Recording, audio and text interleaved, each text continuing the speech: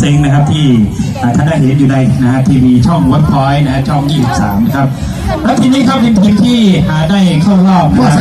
โกลบอสเซอร์ในรายการไทยสกอตไทยแลนด์2018นะครับโจเจเดินเจ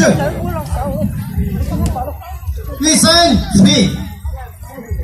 ฟาเซนลิเซนฮะ能胜我高速ช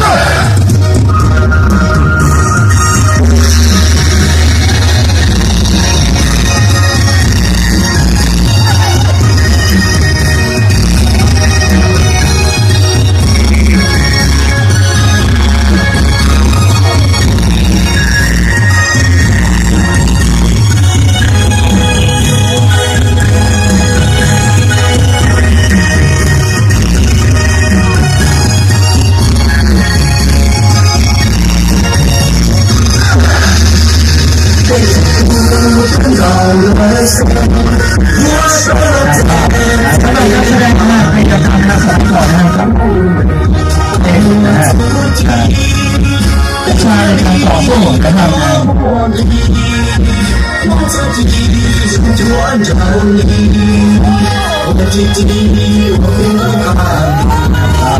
องใช้นะเขาชอบตกแต่งได้ป่ะเนี่ยชิ้นตกแต่งเราเป็นสักเนี่ยชิ้นตกแต่งเนี่ยครับฟังไม่รู้ก็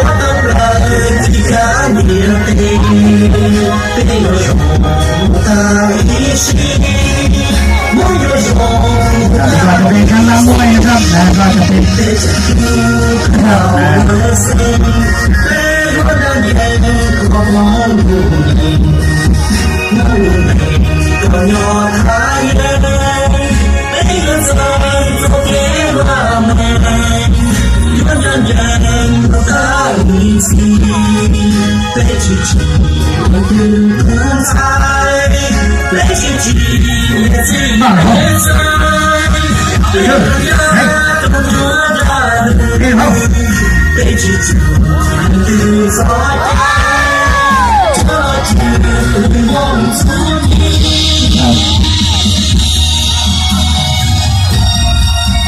น้องๆหนูๆอย่าเลี้ยงแบกนะครับ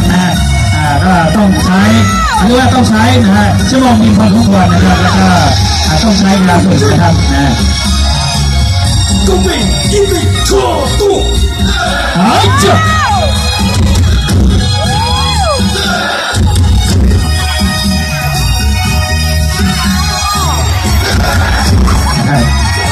เพราะว่าต้องใช้เทคนิคครับเจ้า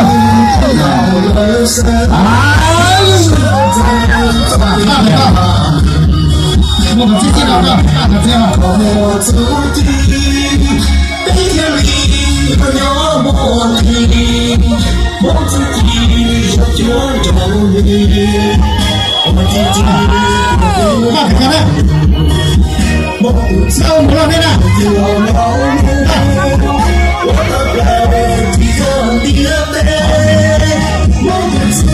找你我的你。我的爱提着你的背，没有什么的一起，我有什么的一起。เป็นที่ชอบต่อรองนะครับทุกคนเคยเห็นการใช้ต่อในการที่เราได้เรื่องว่าเขายอมทายเลยไม่จะจะเกิดอะไรยังจะไม่จะตายสิไม่จะชีวิตเป็นสายเฮ้ยเจ้าเฮ้ยเจ้าไม่ยอมต้องยอม แ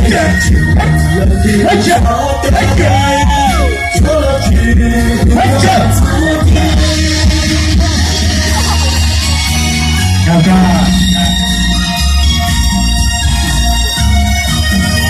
ชุดใหญ่นี่ครับก็จะเป็นชุดการแสดงนะครับของเรือเซ็งนะครับที่มาจากภูชีฟ้านะครับวันนี้นะครับก็ได้รับการช้างานจากตำบลรวมไทยนะครับแล้วก็มอบกำลังนะครับในตำบลนี้นะครับ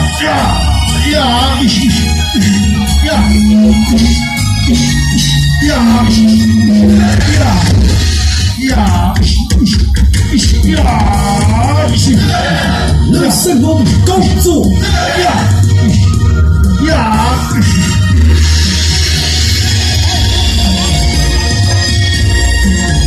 ครับแล้วก็บริวารจะต้องใช้นะครับเพราะว่า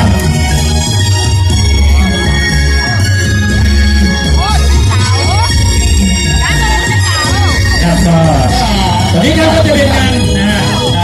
รับดาวเสียงประเทศได้มาเนี่ยพูดกันเลยนะ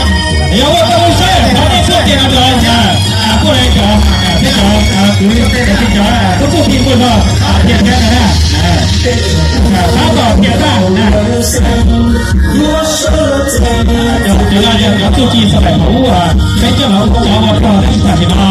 เป็นว่าเจ้าเราเนี่ยจะเป็นการออกกำลังกายชีวิตใส่ใช่ไหม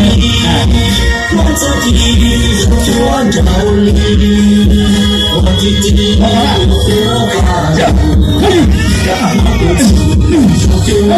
哎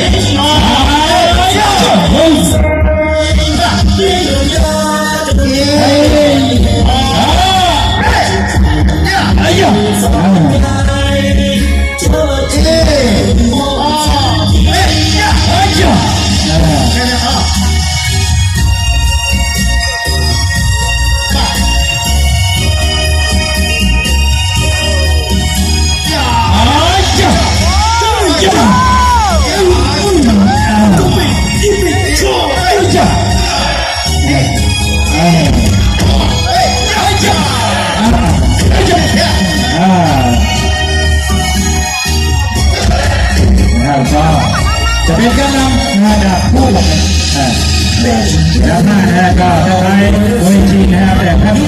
เรื่องเข้าไปนะเราจะเรื่องมีความเป็นเอกลักษณ์ของภูมิปัญญาของเขาเรียกว่าวิชาของน้องเรานะมีความเป็นเอกลักษณ์นะครับหาย